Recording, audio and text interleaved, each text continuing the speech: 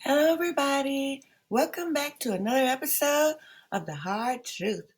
Hopefully, you had a wonderful weekend.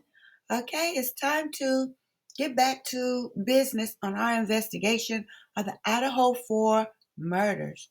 Okay, this episode is really like a part two to the 911 call video that I just posted.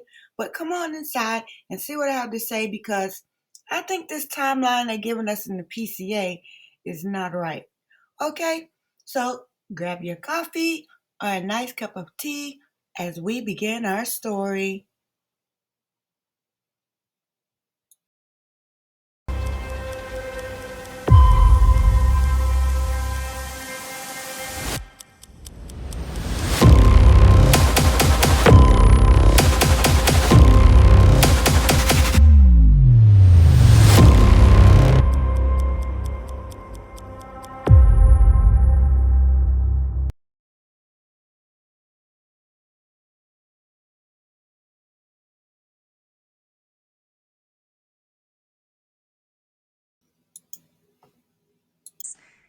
Have picked up on one particular item from the police on the night that the 4 college kids were murdered. In fact, the incident in question happened at almost exactly the same time as the killings. I'm going to read to you what the police blotter actually says. Quote, there was an alcohol offense reported at 3:01 a.m. on November 13th, and that's the last night the kids were alive.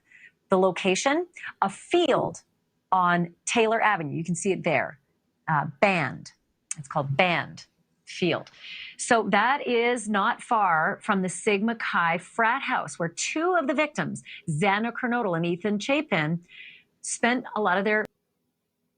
Now, to me, calling an officer or two to the Banfield, right at the moment that these murders are taking place, to me, it's either to cause a distraction, okay, to have these officers tied up, away, or it could be somebody dry snitching. They knew exactly what was going to happen at 3 o'clock, and they didn't have the guts or the tenacity to call the police and just say, hey, a murder is about to go down. But they're kind of telling on everybody by bringing the police close to the area. And hey, maybe the police, can take it from there. And if not, that's their tough luck. Okay? There could be a few reasons why somebody would call the police that close to 1122 King Road at a time when we're hearing screams. Okay, remember at this time we have people walking between the field and the house, okay, on camera. This is evidence that we can see, okay? We don't have to depend on speculation. This is in this officer's body cam footage with a timestamp on it, okay? So we know that these people were walking in between the dwelling places at around 3 a.m. Okay, it's like they were spectators. They knew something was going to jump off. They didn't believe they were actually going to go through with it. This is young people. That's how they think. Okay, no, I'm not having anything to do with a murder or a double murder or however many you plan on killing. But I'll be a spectator. I'll watch and see if you're actually going to do it. Okay, this is plausible. Okay, so we've got screams. We've got people walking in the body cam footage at the time.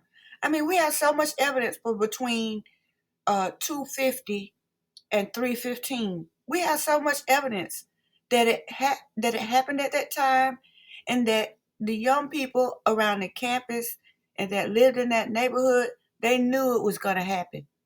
Okay, everything points to those speculations. All right.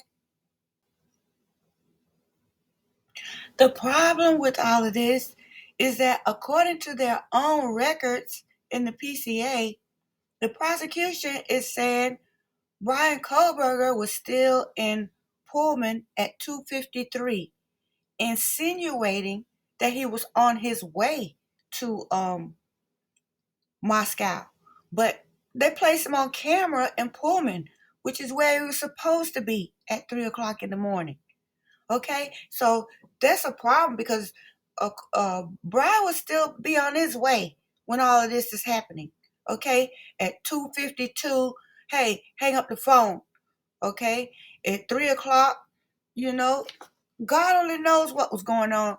By the time 312 got there and we heard that scream, we don't know if it was the first scream, the last scream, the during scream. We don't know. All right, but what we do know is Brian Koberger would have still been on his way. Even suspect vehicle one, if it was the drug dealer, they said he didn't start back entering the neighborhood until 329. Okay, so everything's already happened by then. Now, my prediction is that all of this proves that Brian Koberger not only was not the murderer, he wasn't even in the area. Okay? Now, only thing left for us to talk about with Brian Koberger is whether or not he knew about what happened and what was going on. Okay? So what's happening here, and which is gonna prove my point, okay, is the prosecution is already fighting amongst themselves behind the scenes. Okay? They're still trying to recover from their not guilty plea. Okay, whether it was silent or on an intercom, it's not guilty. And so that means they're going to really have to put in some work. And a lot of this stuff they planning and pushed around, they're going to have to account for it. A lot of people that were willing to, pull a fake pump move, they're walking out now because they never intended to have to testify about it. Okay, sure, I'll say you had that. Sure, I'll say you came over here and did this, as long as I don't have to testify about it. But now that we're going to trial, well, I would love to help you, but I'm gonna have to get off the train right here. A lot of people telling the prosecution that right now, behind the scenes. All right. And so after this not guilty verdict, all right, after the 6 month delay in this not guilty plea, I'm sorry, not verdict, plea. Okay, somebody behind the scenes on the prosecution side they might have a nervous breakdown in the next few days. They might not be able to recover from that not guilty plea.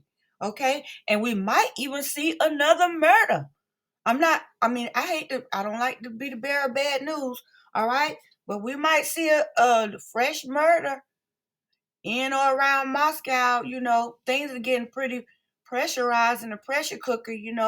Somebody has to be sacrificed. And so if it's not going to be Brian Koberger, they better come up with a substitute.